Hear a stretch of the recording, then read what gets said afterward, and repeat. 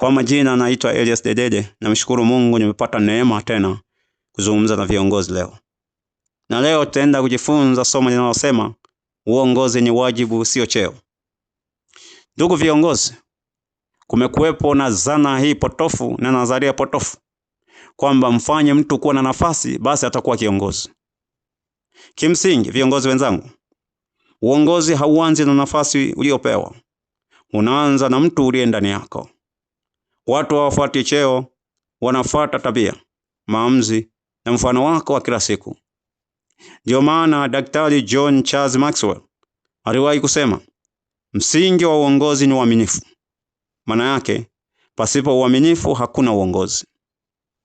Kiongozi wa kweli hajulikani wakati mambo yanaenda vizuri, bali mambo yanapoharibika. Katika hali hii ya shinikizo, hapo ndipo maadili yako yanaonekana wazi. Je, unachagua ukweli au unatafuta njia rahisi? Unasimama kwa ajili ya watu wako ama unajilinda mwenyewe? Uongozi ni mzigo wa kuwajibika. Maamuzi yako yanaweza kuinua au kuangusha maisha ya wengine.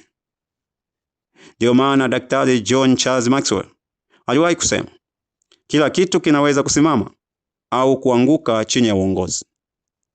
Ndio maana kiongozi hapaswi kukimbia maamuzi magumu. Ukikwepa kufanya maamuzi, unaruhusu matatizo yaje, yakue na kukomaa. Lakini ukifanya maamuzi kwa hekima, busara na ujasiri, unajenga mwelekeo utakao kusaidia kufikia malengo yako. Pia kumbuka hili, huwezi kuongoza wengine kama hujajiongoza mwenyewe. Nidhamu binafsi si chaguo, bali ni lazima.